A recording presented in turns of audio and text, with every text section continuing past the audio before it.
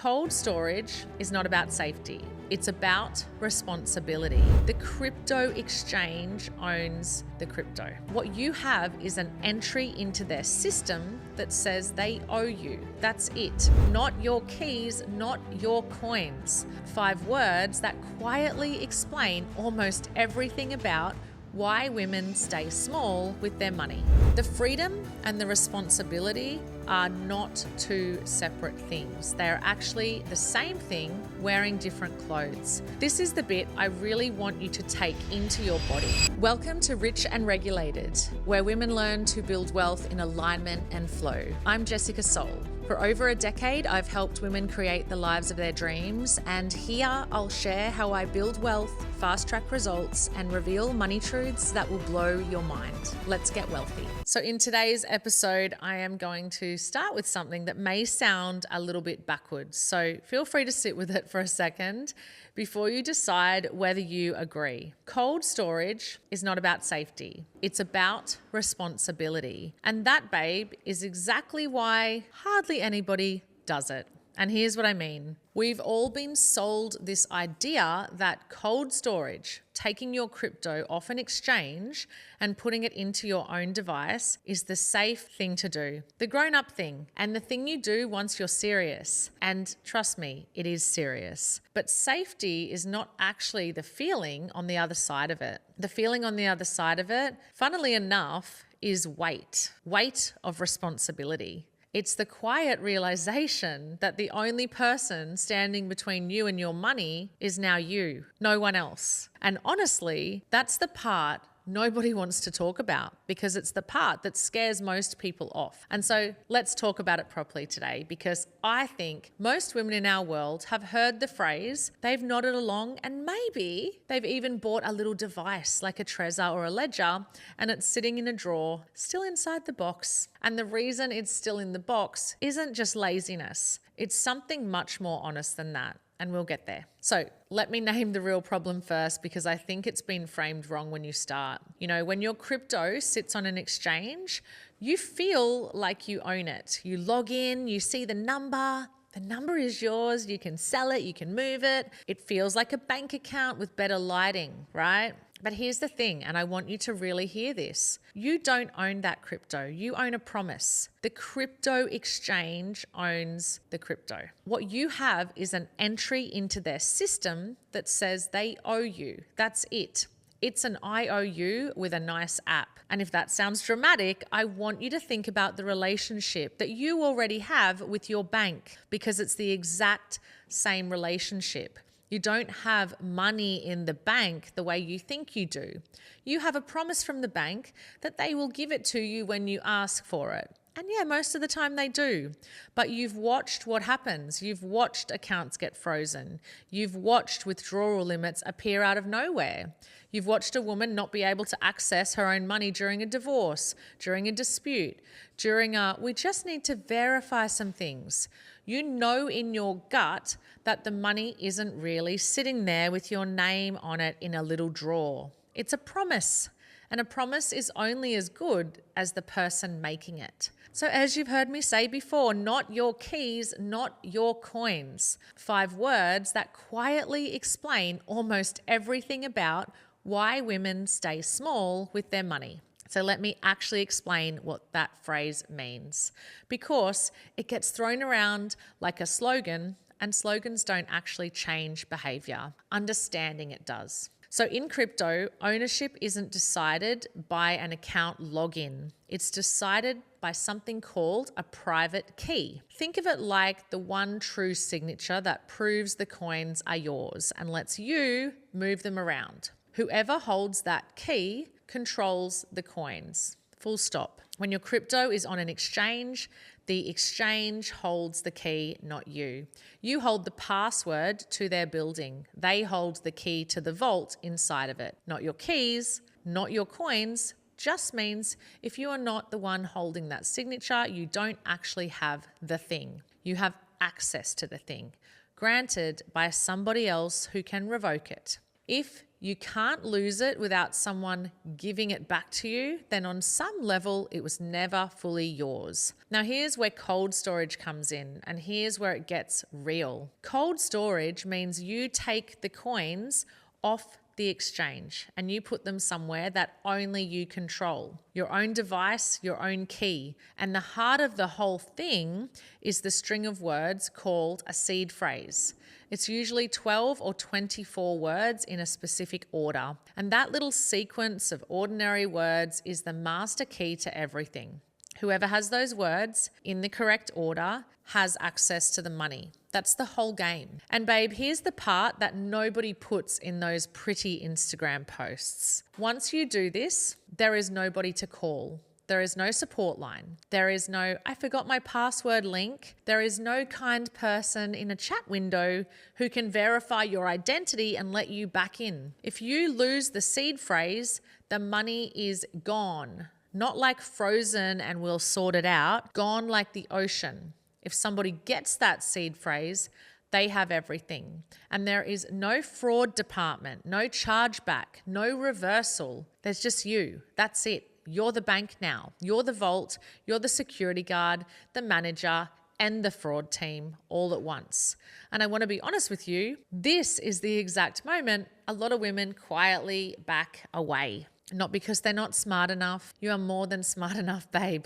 But because somewhere in that moment, they realize, oh, I thought I wanted sovereignty. And actually, I think I just liked the idea of it.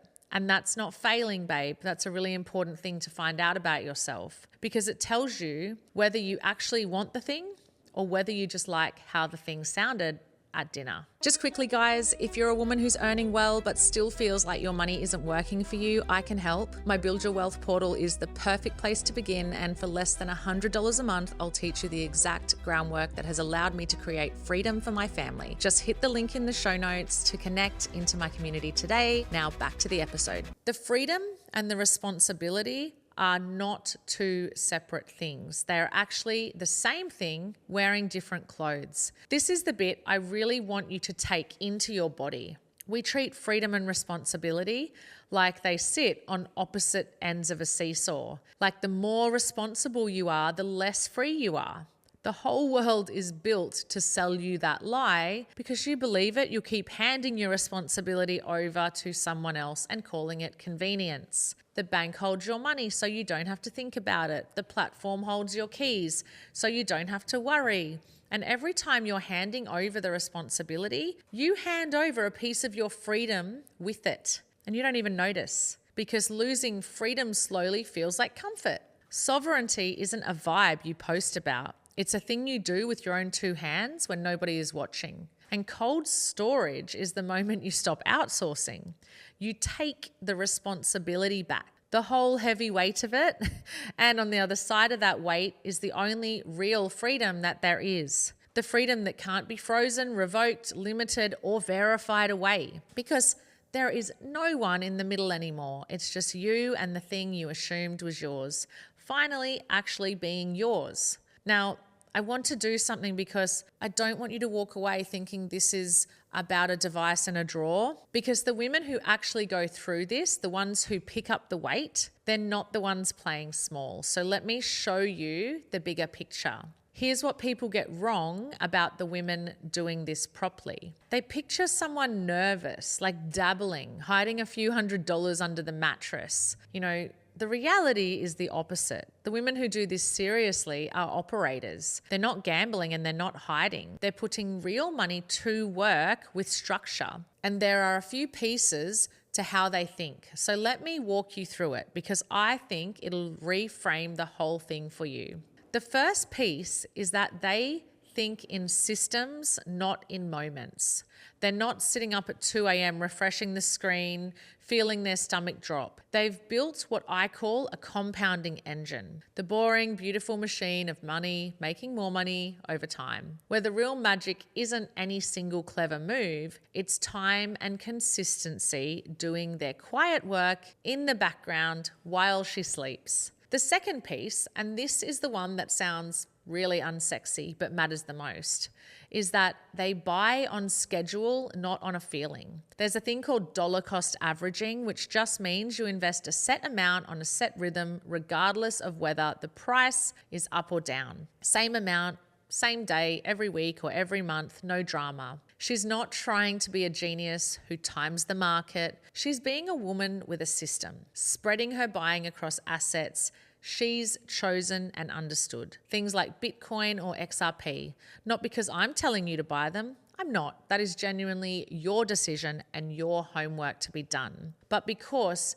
she's not putting everything on one square and praying. The third piece, the big one, is that she manages her risk like a professional, not a hopeful. Some of these women that I work with, they run trading bots, and I need to be really clear about what that actually is, because I can tell you the internet has turned it into a fantasy. A trading bot is just a tool. It's a piece of software that follows rules you set so it can act faster, more consistently than the human glued to a screen. It's powered by AI. That's all it is. It's not necessarily a money machine, but at times, it does feel pretty magic. It will not always print returns while you sip your wine. A trading bot is a tool, not always a genie. But the women who win with one, they treat it like a chainsaw, not a wishing well. And the women who use them well run them with stop losses, which is just a rule that says if this drops to here, get me out automatically before a bad day becomes a bad year. They use options, they position sizing, which is just a fancy way of saying they decide in advance exactly how much they're willing to risk on anything before emotion ever gets a vote. They're playing to win, but they play with both hands on the wheel and full self-responsibility for what happens. Nobody to blame, nobody to call. Same as cold storage. Can you see the pattern? It's the same woman, the one who picks up the weight. And now I have to tell you the truth that the highlight reel never will. In the world of crypto, it is never a straight line up. Markets are volatile, which is a calm word for they can drop hard and fast and make you feel sick. There are months where the strategy works beautifully, and there are times when you look at the numbers and your chest goes tight. The bot has a bad run. The market does something nobody saw coming. The spreadsheet that looked clean last month is bleeding red. This happens. It happens to pretty much everyone who plays to win, not just to you. And here's why I'm telling you this instead of trying to sell you a dream. Because the entire point, the whole reason discipline matters is for those months. Anyone can hold their nerve when the line goes up, right? The stop loss isn't there for the good days. The rules aren't there for the good days. The discipline is there precisely for the day the spreadsheet goes to shit. So that hard month stays a hard month and never becomes the month that takes you out of the game completely. The discipline matters more than the upside. And let me say that again, because it's the opposite of what you've been sold. The discipline will always matter more than the upside. Now, let me handle the thing that you might be thinking right now, because I'm guessing this is what you're thinking. You might be thinking, this sounds like a lot. This sounds like one more thing that could go horribly wrong. And at least when the bank holds it, if something breaks, it's their problem. And I just want to honor that because it's not a silly thought. It's a very reasonable one. But I want to genuinely turn it over. When the bank holds it, it was never actually their problem to solve in your favor. When something goes wrong on their end, you find out very quickly whose interests the system was built to protect. And I can tell you, it was never yours. It was someone else's. Now, this is a feeling of comfort, but it's borrowed comfort. You're renting peace of mind from an institution that can change the terms whenever it likes. Self-custody asks more of you, yes, but it stops asking you to trust a stranger with the thing that's supposed to be the foundation of your whole life. You're not adding risk. You're finally being the one holding it. So here's your identity turn for the week, and I want you to actually feel which one you are. No shame either way. There are women who like the idea of being sovereign, and there are women who pick up the weight. The first group talks about it. The second group does unglamorous things on a Tuesday afternoon when no one's watching. Both are allowed to exist, but you don't get to be the second one by reading about it or just buying the little device and leaving it in the box in your drawer on the desk. You become her by doing the one slightly scary thing. And the beautiful secret is, the moment you do it, your identity quietly upgrades. You stop being the woman who hopes her money is safe, and you become a woman who knows where her money is because she put it there with her own hands. The delusion is the strategy, babe. Decide you're already the woman who holds her own keys, and then go make it true. So here is the one thing to take and keep this week. I want you to ask yourself this honest question. Write down the answer somewhere only you'll see it. The question is, do I actually want to hold this myself, or do I just like the idea of it? That's it. Don't rush the answer, because if the answer is yes, even if it's a scared yes, then you've just found something out about who you are. And if the answer is not yet, that's also clarity. And clarity is never the wrong decision. If your answer is yes, here's your one move. Go and look at where your crypto lives right now, today, and notice for the first time that someone else is holding your keys. Just notice it. That awareness is the beginning of everything. When you're ready to actually do it the right way, step by step, with nothing skipped and nothing assumed, let's chat. In the meantime, you can join my free Crypto for Women community, ask questions, and I'll connect you to the info and the people you need in your corner with this. Not your keys, not your coins, babe. You know what it means now, so go and find out which woman you are. Either way, I love you for being here, and I'll see you in the next episode. If you've gotten value from today's episode, make sure you subscribe and leave a 5-star review. And if you're ready for more support in building regulated wealth strategies, check out the link in the show notes. Have a beautiful day.